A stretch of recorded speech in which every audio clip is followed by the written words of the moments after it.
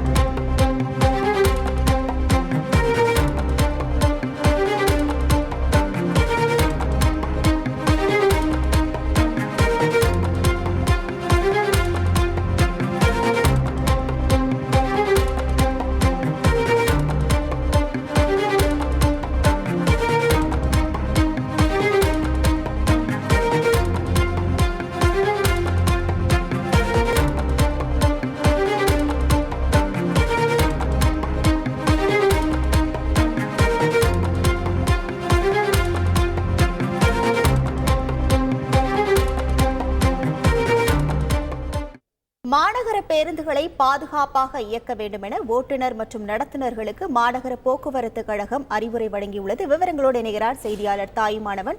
வணக்கம் தாயுமானவன். ஓட்டுநர் மற்றும் நடத்துனருக்கு என்னென்ன அறிவுறுத்தல்கள் வழங்கப்பட்டுள்ளன, விவரங்கள் என்ன?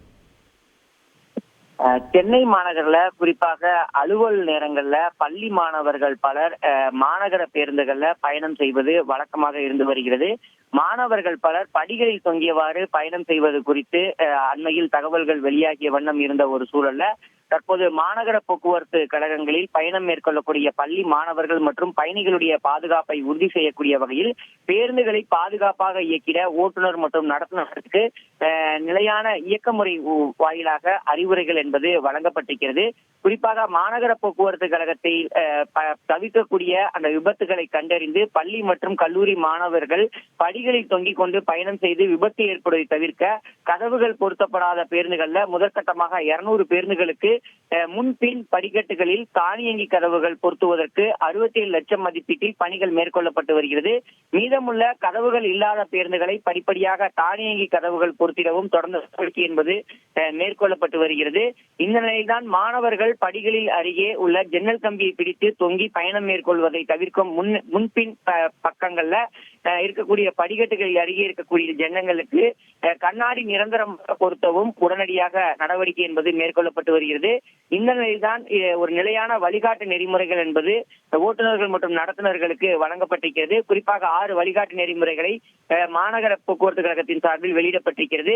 பேருந்து நிறுத்தங்களில் இருந்து பேருந்தை நகர்த்தும் முன்னர் ஓட்டுநர் பின்புற கண்ணாடி மூலமாக பயணிகள் யாராவது ஓடி வந்து ஏற முயற்சிக்கிறார்களா என்று கவனித்து மற்றும் நடத்துனருக்கு படிக்கட்டில் ஏற முயல்பவர்களுக்கும் கண்காணித்து விசிலடித்து நிறுத்தி பேருந்தை ஏற்றி இயக்க வேண்டும் எனவும், பள்ளி மற்றும் கல்லூரி மாணவர்கள் ஆபத்தான முறையில் படிக்கட்டில் தொங்கியவாறு பயணம் செய்தால் நடத்துனர்களுக்கு தக்க அறிவுரை மற்றும் எச்சரிக்கை வழங்கி பேருந்தின் உள்ளே வர நடவடிக்கை எடுக்க வேண்டும் எனவும், தொடர்ந்து ஆபத்தான முறையில மாணவர்கள் படிக்கட்டில் பயணம் செய்தால் பேருந்தை சாலை ஓரமாக நிறுத்தி மாணவர்கள் பேருந்தின் உள்ளே வந்த பிறகு பேருந்தை இயக்க வேண்டும் எனவும், மீண்டும் தொடர்ந்து ஆபத்தான முறையில் படிக்கட்டுகளில் பயணம் செய்பவர் மீது அருகில் இருக்கக்கூடிய போக்குவரத்து காவலர் அல்லது காவல் நிலையத்திற்கு புகார் தெரிவித்து உடனடியாக நடவடிக்கை எடுக்க வேண்டும் எனவும், பேருந்து சாலை சந்திப்பு மற்றும் கூட்ட நெரிசல் மிக்க பகுதிகளில் மெதுவாக செல்லும் போது இறங்க முயற்சிக்கும் பயணிகளை நடத்துனர் எச்சரிக்கை செய்ய வேண்டும் எனவும், பேருந்து நிறுத்தம் வருவதை நடத்துனர் குரல் மூலமாக முன்கூட்டியே தெரிவித்து பயணிகளை இறக்க தயார்படுத்த வேண்டும் எனவும்